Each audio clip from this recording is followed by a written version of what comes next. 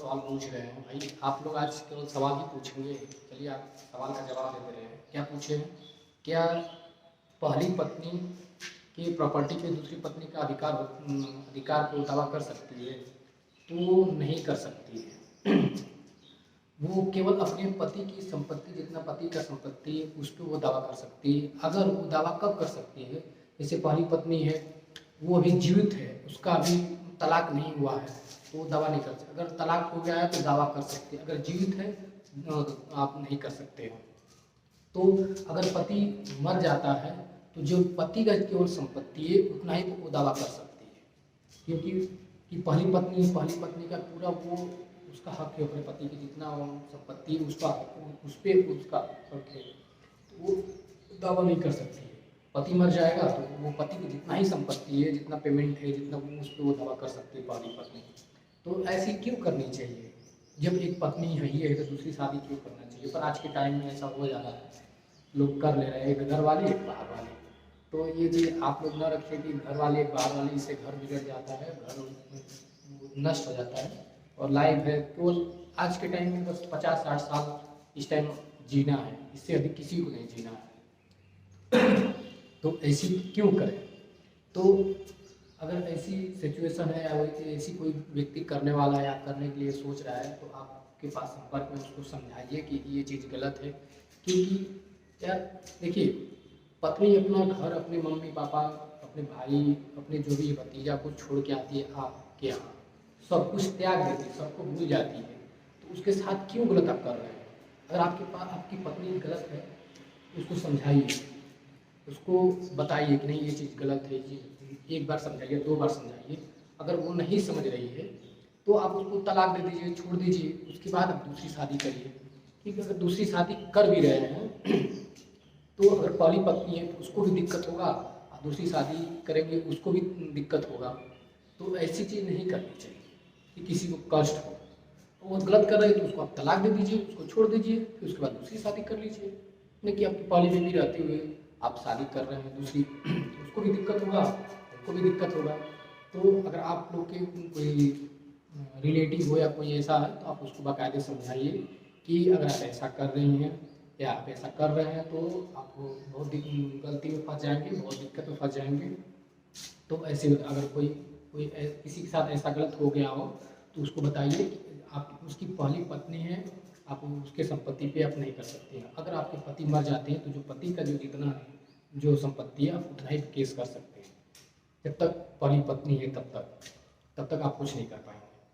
के टाइम में क्या हो गया कि पढ़ाई एक वो बिजनेस हो गया है, जो कि हमारे भारत में या हमारे जो सरकारें हैं, देखिए जो फिल्में बनाई जा रही हैं, जो धार्मिक फिल्में हैं चाहे वैसे फिल्में हैं, वो टैक्स फ्री है।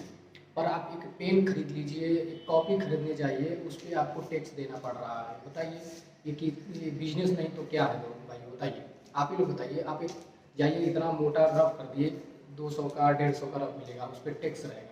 जो हमारे फिल्में बन रही हैं, जो कि फिल्में हमारे 2 घंटा 3 घंटा बर्बाद करेंगे, तो उससे हमें क्या लाभ मिल रहा है फिल्म से? बताइए। जिसपे हमको आगे बढ़ना है, जिसमें हम अपना लाइफ बनाएंगे, जिससे हम अपना पढ़ रहे हैं, ज्ञान प्राप्त कर रहे हैं और अपने देश के लिए रक्षा करेंगे, उस पर टैक्स लग रहा है। और जो फिल्में बन रही हैं जिस पर फिल्म बना के मतलब डुप्लीकेट वो करके तो करिए उस पर टैक्स फ्री है, क्या मतलब है? तो दोस्तों, आप लोग जितना हो सके उतना आपको स्किल सीखने की कोशिश करिए, और मतलब साथ साथ में पढ़ाई कर रहे हैं तो कुछ इनकम का भी स्रोत रखिए। क्योंकि इस एज में अगर आप नहीं करेंगे तो घर वाले कितना सपोर्ट करेंगे? उतना ही सपोर्ट करेंगे जितना हो सके। तो आप जितना ज़्यादा से ज़्यादा हो नॉलेज इकट्ठा करिए, किताबें पढ़िए, एक अच्छी से अच्छी जानकारी रखिए।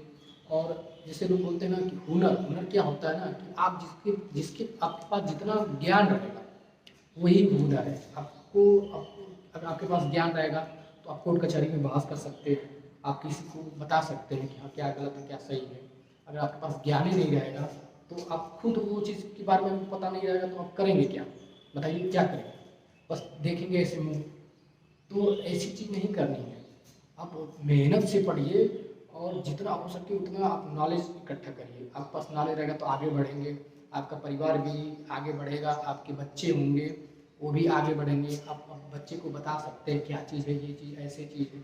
आपके ये चीज़ पता ही नहीं रहती कि आम आम को कैसे खाना है, उसका अंदर का गुठली क्या चीज़ है, उसको फेंकना है कि खाना है। जब यही नहीं पता रहेगा तो आप कैसे खा पाएंगे।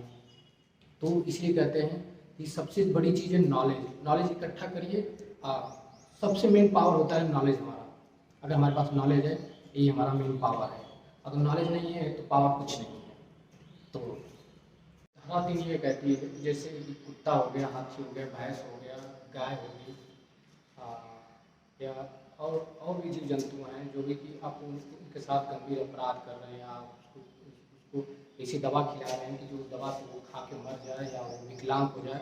अगर ऐसा कोई व्यक्ति कर रहा है या ऐसा उसके साथ कोई कर रहा है तो उसको 5 साल के लिए कारावास और कुछ जुर्माना से भी दंडित भी किया जा सकता है। तो दोस्तों, मतलब जीव जंतु ये क्या चीज़ है, आप क्या बिगाड़ रहे हैं? मतलब लोगों को क्या बिगाड़ते हैं? जीव जंतु ऐसी चीज़ है कि वो किसी का गलत नहीं करते हैं। आप उससे प्यार करेंगे तो वो भी आपको उतना ही जानेगा, वो उतना ही समझेगा। तो इसमें उसको मारने से या उसके साथ गलत करने से क्या फ़ायदा है? तो अगर ऐसा कोई व्यक्ति कर रहा है तो धारा 3 के तहत वो अपराध माना जाएगा, वो अपराधी माना जाएगा और उसके साथ जो 5 साल का कारावास भी हो सकता है और कुछ जुर्माना भी दंडित भी किया जा सकता है। तो ये हमारे जीव जंतु हैं, बहुत मतलब उनके पास उतना तो दिमाग भी नहीं होता ना, जितना वो चीज़ उनके पास दिमाग होता तो फिर क्यों गलत करते? जीव जंतु क्यों होते?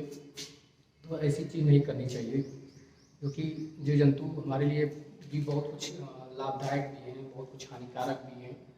और इन सब से मतलब पालना चाहिए और सबको समझना चाहिए। तो ऐसी चीज़ नहीं करनी चाहिए।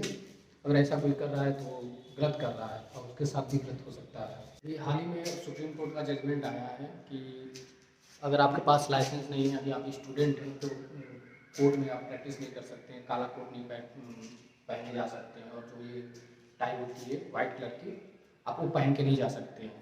अगर आप किसी भी कोर्ट में जा रहे हैं, आपका रजिस्ट्रेशन नहीं है, आपके पास लाइसेंस नहीं है, तो आपके ऊपर कार्रवाई भी हो सकता है। ये अभी सुप्रीम कोर्ट अभी आदेश आया है, पर ये चीज़ हमारे हिसाब से गलत है, क्योंकि बहुत ऐसे स्टूडेंट हैं कि जो कि प्रैक्टिस करते हुए और अपना कॉलेज फीस, अपना रहने का भी मतलब खर्च मतलब निकाल लेते थे। ये बहुत ही लोगों के मतलब ऐसे बहुत स्टूडेंट हैं कि बहुत गरीबी से अपना जूझ रहे हैं और अपना पढ़ाई कर रहे हैं। ये मतलब अपना बताइए इसमें गलती क्या है? लोग अगर स्टूडेंट है, लॉ की पढ़ाई कर रहा है, कोर्ट में जा रहा है, अपना सीख ही रहा है ना, उसमें उसको जो सीख रहा है उसके हिसाब से उसको जो खर्चा पानी है कुछ अपना पढ़ाई का भी फीस उससे निकाल लेता था और उसका पढ़ाई हो जाती थी। तो ये चीज़ बंद हो गया तो बहुत मतलब हमारे हिसाब से गलत है। पर भाई सरकार है, सरकार भी जो भी चीज़ कर सकती है उसमें से क्या कर सकते हैं आप लोग, चाहे हम क्या कर सकते हैं? पर जो सरकार है उसका तो मानना ही पड़ेगा। और आप लोग अच्छे से पढ़ाई करिए, मेहनत करिए, इसमें कोई वो चीज़ नहीं है। और जो भी सवाल आप पूछिए, और फिर अगर कोई दिक्कत हो आप नोट करके लाइए। अगर हमसे नहीं समझ में आएगा, नहीं बता पाएंगे तो कुछ टाइम में कुछ कोशिश करके, लेकिन आपको ज़रूर सटीक जवाब देंगे। ठीक है? तो आप लोग मेहनत से पढ़िए। लॉ क्षेत्र में आए हैं तो अच्छे से पढ़ाई करना चाहिए। अगर पढ़ाई नहीं करेंगे तो आपके पास ज्ञान नहीं रहेगा, कोर्ट कचहरी में जाएंगे तो आप क्या बहस कर पाएंगे? जज के पास क्या कर पाएंगे? तो इसीलिए कहते हैं आप जितना जितना किताब पढ़िए, जो वीकली आता है, जजमेंट आता है सुप्रीम कोर्ट का, हाई कोर्ट का, आपको पढ़ना चाहिए। हम भी पढ़ते हैं और आप लोग को भी पढ़ना चाहिए। और लॉ ऐसी क्षेत्र है कि आपके पास जितना ज्ञान रहेगा उतना आपके पास केस आएगी, जितना केस आएगी आप उतना पैसे कमा पाएंगे। अगर आप नहीं ज्ञान रहेगा तो आप इधर उधर देखेंगे, पीछे पीछे दौड़ेंगे।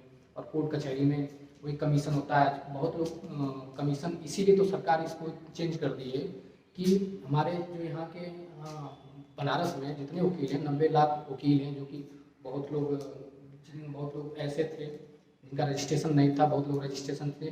तो लोग आते थे तो कमीशन की, मेरा इतना कमीशन है, हम आपके पास इतना केस भेज रहे हैं, ये केस भेज रहे हैं। तो ऐसे भी मतलब, तो ऐसा कंडीशन आप लोग न रखिए, क्योंकि अगर ज्ञान रहेगा तो आप हर जगह 2 रुपये 5 रुपये अपना कमा सकते हैं और अपना घर परिवार जो भी है अपना करा सकते हैं। नॉलेज रहेगा तो आपको कोई दिक्कत भी नहीं होगा, किसी से डरने की भी दिक्कत नहीं होगी। तो हम यही कहते हैं, आप लॉ क्षेत्र में हैं तो पढ़ना चाहिए खूब मेहनत से, और जितना हो सके आप सवाल कर सकते हैं, पूछ सकते हैं। अगर हमसे आज नहीं होगा। हम नहीं कह रहे कि हम बहुत ज्ञानी हैं, बहुत नॉलेज हमारे पास, पर जितना हो सके उतना हम आप लोग को बताने की और सटीक बताने की कोशिश करेंगे। तो आप लोग बहुत अच्छा लगा, आज मेरा पहला क्लास था और आप लोग से मिलके बहुत अच्छा लगा दोस्तों। दोस्तों अब या दोस्त या जो भी स्टूडेंट हो, अब हम आपके ही बराबर के हैं। अगर मुझसे कोई मिस्टेक भी होगा तो उसमें वो चीज़ आप लोग वो चीज़ मत करिएगा, क्योंकि हमें उतना एक्सपीरियंस नहीं है पढ़ाने का, चाहे जो भी कुछ है। तो आप जो भी सवाल है आप लिख के लाइए, नोट करके लाइए, दिमाग में करके लाइए, पूछिए, हम जरूर बताने की कोशिश करेंगे। आज नहीं बता पाएंगे तो 2 दिन बाद बताएंगे, 1 दिन बाद बताएंगे, लेकिन सटीक जवाब देंगे दोस्तों। आपकी गाड़ी का चालान कट गया है तो क्या करें? तो सिंपल सी बात है, अगर गाड़ी का चालान कट गया है तो आपको कोई वकील या एडवोकेट का भी आपको थोड़ा थोड़ा सहारा लेना पड़ेगा। पर अपने यहाँ का जो भी है, जिस डिस्ट्रिक्ट का है, वहाँ के ट्रैफिक पुलिस वेबसाइट पे जाइए, ई चालान आप सर्च करेंगे गूगल पे तो आपको मिल जाएगा। वहाँ ई चालान डालेंगे और वहाँ पे आप लोक अदालत आ जाएगी, तो वहाँ पे अपना गाड़ी का नंबर बकायदे, ये ना गलती करिएगा, एक भी मिस्टेक हो जाएगा तो दूसरा नाम होगा। अपने गाड़ी का नंबर बढ़िया से ई चालान पे आप वहाँ पे मेंशन कर दें, अप्लाई कर दें, और वहाँ पे आपको लोक अदालत जिस दिन होगा उसमें उसके दिन रसीद मिलेगी। वो रसीद लेके आपको मजिस्ट्रेट के पास जाना पड़ेगा। जिस दिन लोक अदालत लगेगा उस दिन आप खड़े हो जाएंगे, कितना हो, अगर चालान काटी है 2000, 1000, 300, 400, तो आपको वहाँ पे कंसेशन मतलब हो जाता है, मजिस्ट्रेट कंसेशन मतलब कर देते हैं, कुछ राहत मिल जाती है। तो आपको कहीं दौड़ने की धूपने की जरूरत नहीं है, आजकल तो मोबाइल सबके पास है। तो आप ई चालान खोलिए और अपने ट्रैफिक पुलिस की वेबसाइट पर जाइए, और वहाँ से आप जो भी जिस दिन लोक अदालत का आपको उस दिन पता चल जाएगा, और उस पर आप अपना गाड़ी का नंबर मेंशन करके बकायदे और एक रसीद मिलेगी, रसीद लेके आप कोर्ट में चले जाइए मजिस्ट्रेट के पास। तो आपको जिस दिन रहेगा उस दिन आपका चालान खत्म हो जाएगा। लोग और सवाल पूछ रहे हैं, क्या माता पिता के तलाक होने के बाद क्या लड़की का अपने पिता की संपत्ति पे अधिकार रहता है? तो हाँ, रहता है दोस्तों। बट ये है कि अगर लड़की अपने पापा से रिश्ता मतलब तोड़ना ना, मतलब ये ना कि मतलब वो अपने पिता के साथ रहना चाहती है, ये चीज़ नहीं कि नहीं वो अपने पापा के साथ नहीं रहना चाहती है। अगर लड़की ये कह दे कि हमारे पापा के साथ नहीं रहना चाहते हैं तो वो संपत्ति पे उसका अधिकार नहीं रहेगा। जैसे कि आजकल लोग लिविंग रिलेशनशिप भी चल रहा है, तो लिविंग रिलेशन होता है, आदमी जो भी उसके साथ होता है, फिर बच्चे पैदा हो जाते हैं, जितना अधिकार अपने पिता की संपत्ति पे होता है, उसी तरह अगर माता पिता का तलाक हो गया है तो लड़की का अधिकार अपने पिता की संपत्ति पे अधिकार रहेगा। बट ये चीज़ नहीं होनी चाहिए कि नहीं हम पिता से अपना रिलेशन नहीं रखना चाह रहे हैं, उनसे दूरी बनाना चाह रहे हैं। अगर ऐसा नहीं होगा तो पूरी फुल मतलब उनके अपने पिता की संपत्ति पे लड़की का अधिकार रहेगा। आराम से आप लोग बैठ जाइए, जो सवाल पूछना है पूछ लीजिए। तो मतलब सवाल है, किस आधार पे तो पिता का रिश्ता होता है, बेटी का रिश्ता होता है, कैसे ख़त्म हो जाता है? तो नॉर्मली सी चीज़ है, पिता लिखित में या मौखिक रूप में या लिखित में दे दे कोर्ट में जाके कि लड़की हमारे मतलब संपर्क नहीं रखना चाहती है, और लड़की को भी बोलना पड़ेगा कोर्ट में लिखित या मौखिक कि हम पिता से अपना रिश्ता तोड़ना चाहते हैं, तो आराम से टूट जाएगा। दूसरी सवाल कि किस आधार पर माना जाएगा कि